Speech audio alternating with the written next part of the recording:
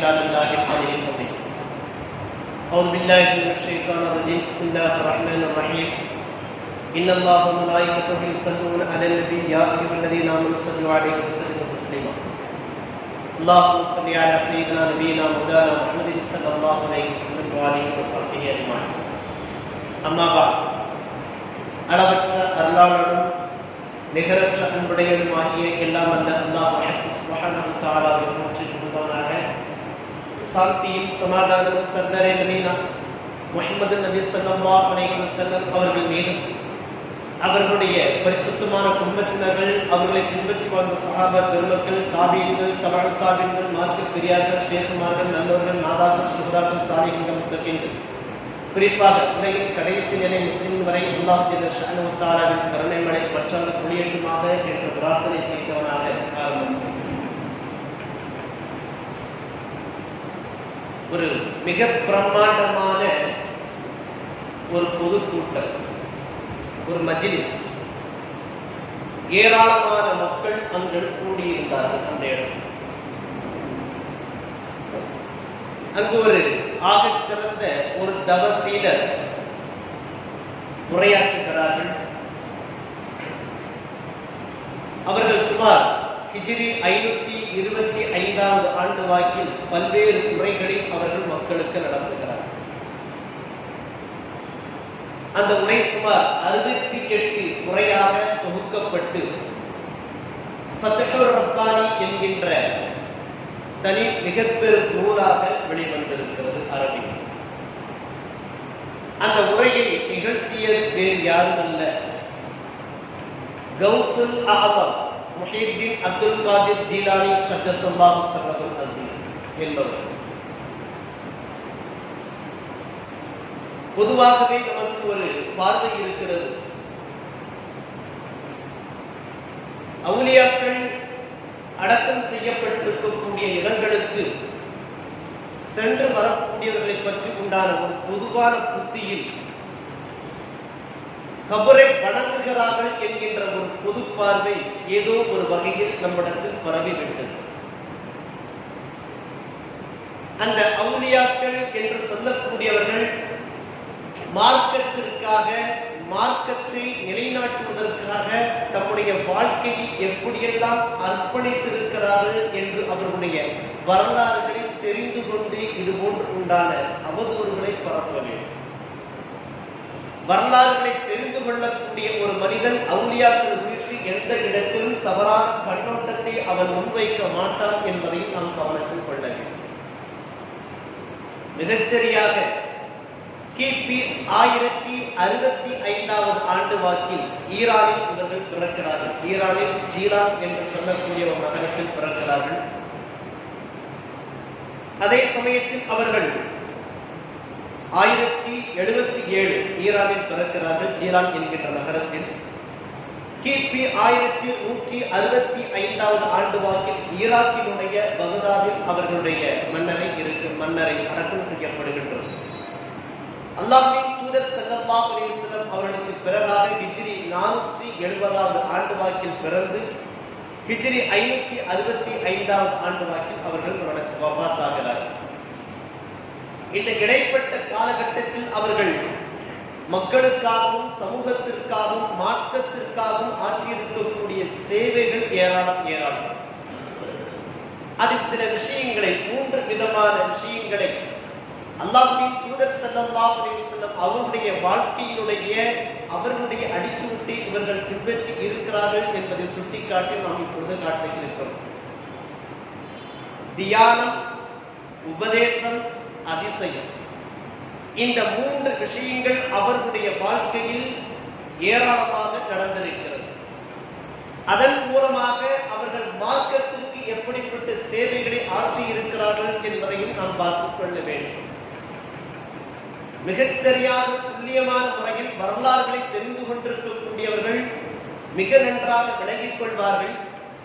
நபி ஸல்லல்லாஹு அலைஹி வஸல்லம் அவர்களுக்கு முந்தைய காலகட்டம் என்பது எப்படி இருண்ட காலகட்டமாக இருந்ததோ, அதே சமயத்தில் அவர்களுடைய வஃபாத்திற்கு பிறகாக 3 தலைமுறையினருக்கு அடுத்ததாக முதல் 2 மற்றும் 3வது நூற்றாண்டுகளுக்கு பிறகாக இஸ்லாமிய சமூகம் ஒரு மிகப்பெரிய பின்னடைவை சந்தித்திருந்தது. காரணம், மெக்காவிலிருந்து அந்த புறப்பட்ட அந்த தீன் மதீனாவின் மையம் கொண்டு ஒவ்வொரு இடத்திற்கும் பரவிக்கொண்டே இருந்தது. எங்கெல்லாம் இந்த மார்க்கம் பரவுகின்றதோ அங்கெல்லாம் அந்தந்த பண்பாட்டையும் அந்தந்த கலாச்சாரத்தையும் ஏற்றுக்கொண்டு ஷிர்க்குக்கு எந்த விதமான இடமும் கொடுக்காமல் ஷரீஅத்தினுடைய அத்துணை சட்டதிட்டங்களையும் அந்த மக்களிடத்தில் அப்படியே புகுத்தியது. உடை கலாச்சாரத்தை எந்த பகுதிக்கு இஸ்லாம் சென்றாலும் அதை அப்படியே எடுத்துக்கொண்டது, ஒத்துக்கொண்டது. உணவு கலாச்சாரத்தை எந்த பகுதிக்கு இஸ்லாம் சென்றாலும் அதை அப்படியே எடுத்துக்கொண்டது.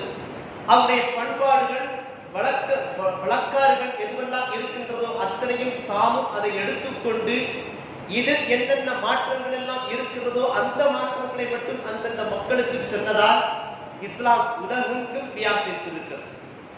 உலகத்தில் ஏதோ ஒரு மூலையில் இருக்கக்கூடிய ஒரு மனிதனும் இப்படித்தான் 2 ரக்காத் தொழுவார். வேறு ஏதோ ஒரு மூலையில் இருக்கக்கூடிய மனிதனும் நம்மை போன்றுதான் தொழுவார். நாம் எப்படி 5 நேர தொழுகைகள் தொழுகின்றோமோ அது போன்றுதான் அவர்களுடைய ஃபஜ்ர் நேரம், வைகரை நேரம் எதுவோ அறிவியல் ரீதிப்படி ஒவ்வொரு பூகோளத்தினுடைய அடிப்படையின்படி எது அவர்களுக்கு ஃபஜ்ரோ அந்த நேரத்தில் தான் அவர்கள் தொழுகிறார்கள், 2 ரக்காத்தை தொழுது கொள்கிறார்கள். லுகர் எப்படியோ அப்படித்தான். எப்படி குர்பானை கொடுக்க வேண்டுமோ உலகில் எல்லா இடத்திலும் ஒரே மாதிரி தான் குர்பானை கொடுக்கப்படுகின்றது. எப்படி நோன்பு நோக்கப்படுகின்றதோ உலகில் எல்லா இடத்திலும் ஒரே மாதிரி தான் நோன்பு நோக்கப்படுகின்றது. அந்த கால சூழ்நிலை மட்டுமே மாறிக்கொண்டே இருக்கும் பூகோள அடிப்படையின் காரணத்தில். அது இஸ்லாமிய மார்க்கம் ஒவ்வொரு இடங்களுக்கும் இப்படி பரவி சென்றதன் காரணத்தினால் அந்தந்த மக்களிடத்தில் ஈமான் ஒரு அளவிற்கு இருந்தாலும் கூட அவர்களிடத்தில் நுகர்வு மனப்பான்மையும் இவ்வுலகம் சார்ந்த மிகுந்த ஒரு எதிர்பார்ப்பும் ஆசைகளும் மிகுதமாகிவிட்டது. எந்த அளவிற்கு என்றால் ஆட்சியாளர்கள், இஸ்லாத்திற்கு தலைமை பீடத்தில் வகித்தவர்கள், அவர்கள் அப்பாசிய கலீஃபாக்கள் என்று சொல்லிக் கொண்டவர்களாக இருந்தாலும் சரி, உமையா கலீஃபாக்கள் என்று சொல்லிக் கொண்டார்களும் சரி, ஆட்சியாளர்கள், மன்னர்கள், அவ்வளவுதான். அவர்கள் தங்களுடைய குடும்பம், தங்களுடைய நலனிலேயே மிகுந்த கவனம் செலுத்தியதன் காரணத்தினாலும் ஒவ்வொரு பகுதிக்கும் ஆட்சியாளர்களாக நியமிக்கப்பட்டவர்கள் தங்களுடைய வாழ்க்கையை மேம்படுத்துவதில் கவனம் செலுத்தியதனாலும் இஸ்லாத்தினுடைய ஒரு மிகப்பெரிய தேக்க நிலை அங்கு இருந்தது. இந்த சமயத்தில் முஹைதீன் அப்துல் காதிர் ஜீலானி क़द्दसல்லாஹு ஸல்லல்லாஹு அஸீஸ் அவர்களுடைய உபதேசங்களையும் அவருடைய செயல்பாடுகளையும் அவருடைய வணக்க வழிபாட்டு முறைகளையும் தம்முடைய சீடர்களுக்கு அவர்கள் காட்டித் தந்த வழிமுறைகளும் இன்றளவில் உலகெங்கிலும் வியாபித்திருக்கிற சுமார் 1000 வருடங்களாக. காதிரியா தரீக்காவில் ராத்திபி என்று ஓதுவார். அதில் ஒரு அற்புதமான வாசகம் இருக்கு. அந்தல் ஹாதி அந்தல் ஹக்கு லைஸல் ஹாதி இல்லா என்பதாக ஒரு திக்ரை அவர்கள் வளமையாக ஓதிக்கொண்டே இருப்பார்கள். எவ்வளவு உன்னதமான தௌஹீதிய சிந்தனையுடைய, ஏகத்துவ சிந்தனையுடைய ஒரு அவுராத், ஒரு திக்ர் என்பதை நாம் விளங்கிக் கொள்ள வேண்டும். அந்தல் ஹாதி, இறைவா நீயே வழிகாட்டக்கூடியவன். அந்தல் ஹக்கு, இறைவா நீயே சத்தியமானவன். லைஸல் ஹாதி இல்லா, இறைவனை தவிர்த்து வேறு எவராலும் நேர்வழி காட்ட முடியாது என்கின்ற ஒரு உன்னதமான தியானத்தை நம்முடைய சீடர்களுக்கு அவர்கள் கற்றுக் கொடுத்திருக்கிறார். இஸ்லாம் கற்றுத்தரக்கூடிய ஒவ்வொரு கலிமாவும் ஒவ்வொரு திக்ரும் ஏதோ ஒரு வகையில் ஏகத்துவத்தை முன்னிறுத்தியே இருக்கும். அவுது பி கலிமாத்தில்லாஹி தாம்மாத்தி குல்லிஹா மின் ஷர்ரி மா ஹலக் என்று சொல்லக்கூடிய அந்த துஆவும் சரி, லா இலாஹா இல்லல்லாஹு சுப்ஹான ரப்பில் அர்ஷில் அலீம் என்று சொல்லக்கூடிய அந்த திக்ரும் சரி, நாம் ருக்கூவில் சுஜூதில் ஓதக்கூடிய அந்த அவுராதுகளும் சரி, எதுவாக எந்த தஸ்பீஹாக இருந்தாலும் சரி, இறைவனை முன்னிறுத்திய, ஏகத்துவத்தை முன்னிறுத்திய இருக்கக்கூடியதாக இருப்பதை நாம் கண்கூடாக கண்டுகொள்ளலாம். அப்படிப்பட்ட உன்னதமான தியானங்களை கற்றுக் கொடுத்தவர்கள் அவர்கள். அதுபோல அவர்களுடைய உபதேசங்கள் மிக அற்புதமான உபதேசங்களை உள்ளடக்கி இருக்கின்ற அந்த ஃபத்ஹுர் ரப்பானி என்கின்ற அந்த நூலில் பதிவு செய்யப்பட்டிருக்கக்கூடிய அவர்கள் ஹிஜ்ரி 545வது ஆண்டு வாக்கில் 16வது உரையாக அவர்கள் தங்களுடைய உரையை இவ்வாறு துவங்குகிறார்கள். உங்களுடைய குர்ஆனை நாம் இப்பொழுது கையில் வைத்திருக்கக்கூடிய இந்த உங்களுடைய குர்ஆனை, மேலும் அந்த குர்ஆனின் மூலமாக எந்தெந்த செயல்பாடுகளை எல்லாம் செய்கின்றீர்களோ, குர்ஆன் எதையெல்லாம் கற்றுத் தருகின்றதோ நீங்கள் செய்யுங்கள் என்பதாக குர்ஆன் எதையெல்லாம் கற்றுத் தந்திருக்கிறதோ அதையெல்லாம் நாம் செய்கின்றோம். எதையெல்லாம் தடுத்து வாழுங்கள் என்று இறைவன் கட்டளையிட்டிருக்கிறாரோ அதை நாம் தவிர்த்து வாழ்கின்ற பொழுது அந்த குர்ஆனை நீங்கள் செய்யக்கூடிய ஒவ்வொரு அனுஷ்டானங்களும் ஒவ்வொரு செயல்பாடுகளும் அதனை இறக்கிய இறைவனுக்கு முன்னால் உங்களை சமீபத்தில் இருக்க செய்கிறது என்கிறார்கள் அவர்கள். நீங்கள் கண்மணி நாயகம் ஸல்லல்லாஹு அலைஹி வஸல்லம் அவர்கள் காட்டித் தந்திருக்கக்கூடிய வழிமுறைகள், போதனைகள், அவர்களுடைய சுன்னத்துகளை எதுவென்றாலும் சரி நீங்கள் தொடர்ந்து பின்பற்றுகின்ற பொழுது அது எப்படிப்பட்ட சுன்னத்தாக இருந்தாலும் சரி, அந்த சுன்னத்துகளை நீங்கள் உங்களுடைய வாழ்க்கையில் செயல்படுத்துகின்ற பொழுது செயல்படுத்தக்கூடிய ஒவ்வொரு தருணத்திலும் உங்களை கண்மணி நாயகம் ஸல்லல்லாஹு அலைஹி வஸல்லம் அவர்களுக்கு அருகில் உங்களை இருக்க செய்கிறது என்பதாக முஹைத்தின் அப்துல் காதிர் ஜீலானி கத்தஸல்லாஹு ஸல்லல்லாஹு அஸீஸ் அவர்கள் சொல்லியிருக்கிறார். எவ்வளவு அற்புதமான விஷயம் பாருங்கள். நாம் குர்ஆனின் படி வாழ வேண்டும். குர்ஆனில் இடப்பட்டிருக்கக்கூடிய கட்டளைகளை நம்முடைய வாழ்க்கையாக நாம் அமைத்துக் கொள்கின்ற பொழுது இறைவனுக்கு அருகில் நம்மை அமரச் செய்கின்றது. கண்மணி நாயகம் ஸல்லல்லாஹு அலைஹி வஸல்லம் அவருடைய வழிமுறைகளை, போதனைகளை, அவருடைய சுன்னத்துகளை நாம் பின்பற்றுகின்ற பொழுது அவர்களுக்கு அருகில் நம்மை இருக்க செய்கிறது என்று சொன்னால் எவ்வளவு உயர்வான ஒரு உன்னதமான அந்தஸ்தை நாம் அடைந்து கொள்கிறோம் என்பதை அவர்கள் உபதேசம் செய்கிறார்கள். இப்பொழுது இதே இந்த உன்னதமான இந்த உபதேசத்தை ஒரு ஆட்சியாளர்கள், கவர்னராக இருக்கக்கூடியவர்கள், கலீஃபாக்கள் என்று சொல்லக்கூடிய ஜனாதிபதிகள் என்று சொல்லக்கூடிய மன்னர்கள், நிலத்துவ பிரபுக்கள், ஜமீன்தார்கள், ஏதேதோ வகையில் இந்த உலகம் சார்ந்த உயர்ந்த நிலையில் இருக்கக்கூடியவர்களிடத்தில் இந்த போதனையை நாம் முன்வைக்கின்ற பொழுது எப்படிப்பட்ட தாக்கத்தை அது ஏற்படுத்தி இருக்கும் என்பதை நாம் விளங்கிக் கொள்ள வேண்டும். மிகச்சிறந்த முயற்சி. மார்க்கத்தை ஜீவன் உள்ளவர்களாக ஆக்கியவர்கள் என்பதாக இவர்களுக்கு பெயர் உண்டு. முஹீத்தீன், மார்க்கத்தை ஜீவன் உள்ளவர்களாக ஆக்கியவர்கள். மார்க்கம் வளர்ந்து கொண்டே இருந்திருக்கிறது, உண்மைதான். ஆனாலும் கூட யாருடைய உள்ளத்திலும், ஒவ்வொருடைய உள்ளத்திலும் ஈமான் என்பது குறைந்து கொண்டே இருந்திருக்கிறது. இதே காலகட்டத்தில் இந்த 1000வது ஆண்டு வாக்கில் அவர்கள் வாழ்ந்த அந்த சமகாலகட்டத்தில் கிரேக்க தத்துவங்கள் மிகுதமாக மேலதிகமாக அரபு உலகத்திற்குள் புகுந்திருந்தது. அதையும் நாம் கவனத்தில் கொள்ள வேண்டும். எந்தெந்த நாடுகள் எல்லாம் வெற்றி கொள்ளப்படுகின்றதோ அந்தந்த பண்பாடு, அந்தந்த கலாச்சாரம், அந்தந்த அறிவு எல்லாம் ஒவ்வொரு இடத்திற்கு வரும். அல்லது இங்கு இருக்கக்கூடிய அறிவு வெவ்வேறு இடங்களுக்கு செல்லும். இது ஒரு இயற்கையான ஒன்று. அந்த வகையில் இஸ்லாமிய அறிவு வெளி உலகத்திற்கு செல்வது போலவே அங்கு இருக்கக்கூடிய தத்துவங்கள் எல்லாம் இஸ்லாத்திற்குள்ளாகவும் இஸ்லாமிய நாட்டு மக்களுக்குள்ளாகவும் புகுந்திருந்தது.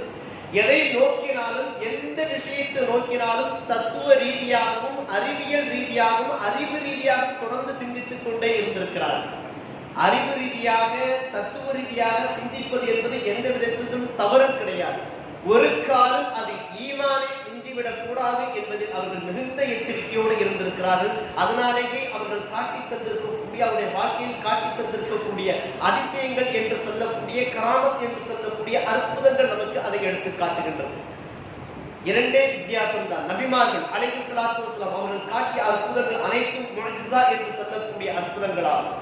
இறைநேச செல்வர்கள் என்பவர்கள் காட்டியிருக்கக்கூடிய அனைத்து அற்புதங்களும் கராமத், இறைவன் புறத்திலிருந்து வரக்கூடிய இறைவனுடைய சங்கை என்கின்ற அடையாளத்தில் அது வந்துடும். அதுவும் ஒரு வகத்தில் ஏகத்துவத்தினுடைய வெளிப்பாடாகவே அது இருந்திருக்கிறது.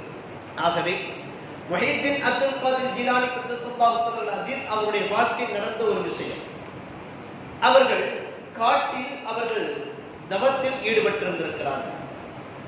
ஒருவர் வானவர் ரூபத்தில் ஒருவர் வருகிறார். நான் தான் ஜிப்ரீல், இதோ இந்த புராக் வாகனம் உங்களுக்காக நான் கொண்டு வந்திருக்கிறேன், இறைவன் உங்களுக்காக தந்திருக்கிறான், வாருங்கள், உங்களுடைய தவத்தை கலைத்து விட்டு வாருங்கள் என்பதாக அழைக்க, தூரப்போ ஷைத்தானே என்பதாக அவரிடத்திலிருந்து விலகி விடுகிறார்கள் அவர்கள். அதற்கடுத்து சில நாள் கழித்து தாகத்தில் இருக்கின்ற பொழுது தங்க குவளையில் ஒருவர் தண்ணீர் கொண்டு வந்து கொடுக்கிறார். தவத்தில் நீங்கள் இருக்கிறீர்கள், உங்களை நான் மிகுந்த அளவு மிக உன்னதமான அளவில் கண்ணியம் செய்ய வேண்டும். ஆகவே இந்த தண்ணீரை பருகுங்கள் என்பதாக அந்த தங்க குவளையையும் கொடுக்கிறார் அவர். அதில் இருக்கக்கூடிய தண்ணீரை தூரப்போ ஷைத்தானே என்பதாக அந்த மனிதனை விரட்டி விடுகிறார். இன்னும் சில நாள் கழித்து அடுத்ததாக அவர்கள் சில நாள் கழித்து இருக்கின்ற பொழுது, அப்துல் காதிரை, உங்களுடைய வணக்கத்தை நாங்கள் மெச்சிக்கொண்டோம், இதற்கு மேலாக நீங்கள் வணக்க வழிபாடுகளில் ஈடுபட தேவையில்லை என்பதாக சொல்கின்ற பொழுது அப்பொழுதும் தூரப்போர் ஷைத்தானி என்பதாக விரட்டி விடுகிறார்கள். பின்னாட்களில் அவர்களுடைய சீடர்கள் இது குறித்து கேட்கின்ற பொழுது, வந்திருந்தது ஷைத்தான் தான் என்பதை நீங்கள் எப்படி விளங்கிக் கொண்டீர்கள் என்று கேட்கின்ற பொழுது அவருடைய ஈமானோடு சேர்ந்து அவருடைய அறிவும் அங்கு மிகுந்த உச்சத்தில் இருந்திருக்கின்றன. பார்த்துக் கொள்ளுங்கள், ஒரு தங்க குவளையில் தண்ணீர் கொண்டு வருதல் என்பது அல்லாஹ்வின் தூதர் ஸல்லல்லாஹு அலைஹி வஸல்லம் அவருடைய காலத்திலேயே மார்க்கம் முற்றுப்பெற்று விட்டது. எது ஹராம், எது ஹலால், எது மக்களுக்கு ஆகுமானது, எது தடை செய்யப்பட்டது அத்தனையும் விளக்கப்பட்டு விட்டது. இந்த வகையில் தங்க ஆபரணம் மட்டும் அல்ல, வெள்ளி ஆபரணம் மட்டும் அல்ல, தங்க பாத்திரங்களும் சரி, தங்கத்தினால் செய்யப்பட்ட எதுவாக இருந்தாலும் சரி, வெள்ளியாக இருந்தாலும் சரி, வெள்ளி பாத்திரங்களாக இருந்தாலும் சரி, ஆண்களுக்கு ஹராம், தடை செய்யப்பட்டிருக்கிறது மார்க்கத்தில். ஆக ஒரு குழந்தைக்கு கவனத்தில் கொள்ள வேண்டும். ஒரு குழந்தை பிறக்கின்ற பொழுது ஒரு மிகுந்த ஒரு அன்பில், ஒரு எதிர்பார்ப்பில் சில பெற்றோர்கள் அந்த குழந்தைகளுக்கு பிறந்த உடனடியாக தேன் அல்லது ஏதாவது தொட்டு வைக்கிறார்கள், வாங்க சொல்லி, அதெல்லாம் ஒரு நல்ல விஷயம். ஆனால் அதற்கு அவர்கள் உபயோகப்படுத்தக்கூடிய பொருளை பார்த்தால் ஒரு வெள்ளி கூட, ஒரு வெள்ளி கிண்ணம், வெள்ளி ஸ்பூன், சில்வர் ஸ்பூன், அது முழுக்க ஆண்களுக்கு தடை செய்யப்பட்டிருக்கிறது என்பதை விளங்கிக் கொள்ள வேண்டும். முஹைதீன் அப்துல் காதிர் ஜீலானி ஸல்லல்லாஹு அலைஹி அஸீஸ் அவர்கள் சொல்கிறார்கள், ஒருவன் எனக்கு தண்ணீர் கொண்டு வருகிறான், நல்ல விஷயம்தான், ஆனால் அவன் ஒரு தங்க குவளையில் கொண்டு வருகிறான், அதை நான் ஏற்றுக்கொண்டிருந்தேன் என்று சொன்னால் நான் வழிகட்டவனாக ஆகிவிடுப்பேன், இறைவன் தன்னுடைய கருணையினால் என்னை பாதுகாத்து விட்டான் என்பதாக சொல்லுகிறார். அதற்கடுத்து சொல்லுகிறார்கள், இந்த அவர்கள் உங்களுடைய வணக்க வழிபாடுகளை எல்லாம் நான் மெச்சிக்கொண்டோம் என்று சொல்கின்ற பொழுது அதுவும் அல்லாஹ்வின் தூதர் ஸல்லல்லாஹு அலைஹி வஸல்லம் அவரோடு மார்க்கம் எல்லாம் முற்றுப்பட்டு விட்டது. சூரத்துல் நஹல் என்று சொல்லக்கூடிய 16வது அத்தியாயத்தின் 99வது வசனத்தில் அல்லாஹ் ஜல்ல ஷானஹு சுட்டி காட்டுகிறான், வஅபுத் ரப்பக ஹத்தா யஅதியகல் யகீன், உறுதி வருகின்ற வரைக்கும் அல்லது உனக்கு மரணம் ஏற்படுகின்ற வரைக்கும் நீங்கள் உங்களுடைய இறைவனை வணங்கிக் கொண்டே இருங்கள் என்பதாக அல்லாஹ் ஜல்ல ஷானஹு அந்த வசனத்தில் சுட்டி காட்டுகின்ற பொழுது, பிறந்துவிட்ட ஒவ்வொரு படைப்பினமும் தன்னுடைய மரணம் வரைக்கும் தன்னுடைய ரப்பை வணங்கிக் கொண்டே இருக்க வேண்டும் என்று அல் குர்ஆன் கட்டளையிட்டு இருக்க, யாரோ ஒருவர் வந்து உன்னுடைய வணக்கத்தை நாம் ஏற்றுக்கொண்டோம் என்று சொல்வதை அவன் நிச்சயமாக ஷைத்தானத்தான் இருக்க முடியும் என்பதை நான் விளங்கிக் கொண்டேன் என்பதாக சொல்கிறார். அதைத் தொடர்ந்து ஷைத்தான் இறுதியாக சொல்வானா, நீங்கள் உங்களுடைய அறிவின் மூலமாக என்னை வென்றுவிட்டீர் என்பதாக சொல்கின்ற பொழுது அப்பொழுது விலகிப்போ ஷைத்தானே, நான் என்னுடைய இறைவனுடைய கருணையின் மூலமாகவே கருணையினாலேயே நான் உன்னை வென்றேன் என்பதாக அவர்கள் சுட்டி காட்டுவார்கள். இறைத்தூதர் யூசுப் அலைஹிஸ்ஸலாத்து வஸலாம் அவர்கள் தன்னை அந்த கெடுக்க வந்த அந்த இடத்தை அவர்கள் சுட்டி காட்டுகின்ற பொழுது என்னுடைய ரப்பினுடைய அவருடைய கருணையினாலேயே நான் பிழைத்துக் கொண்டேன் என்பதாக அவர்கள் சுட்டி காட்டக்கூடிய வசனத்தையும் அவர்கள் ஞாபகம் ஊட்டுகிறார். ஆக முஹைதீன் அப்துல் காதிர் ஜீலானி ஸல்லல்லாஹு அலைஹி அஸீஸ் அவருடைய வாழ்க்கையிலிருந்து தெரிந்து கொள்ளக்கூடிய மிக முக்கியமான விஷயம், அவர்களுடைய உபதேசத்திலிருந்து தெரிந்து கொள்ளக்கூடிய மிக முக்கியமான விஷயம், அல் குர்ஆனின் படியும் தூதர் நபி ஸல்லல்லாஹு அலைஹி வஸல்லம் அவருடைய வாழ்க்கையின் படியும் நம்முடைய வாழ்வை நாம் அமைத்துக் கொள்கின்ற பொழுது எக்காலத்திலும் நமக்கு வெற்றி இருக்கிறது. அப்படிப்பட்ட உன்னதமான நன்மக்களாக அல்லாஹ் தஆலா நம் அனைவரையும் ஆக்கி அருள் புரிவானாக. அஸ்ஸலாமு அலைக்கும் வரஹ்மத்துல்லாஹி வபரகாத்துஹு.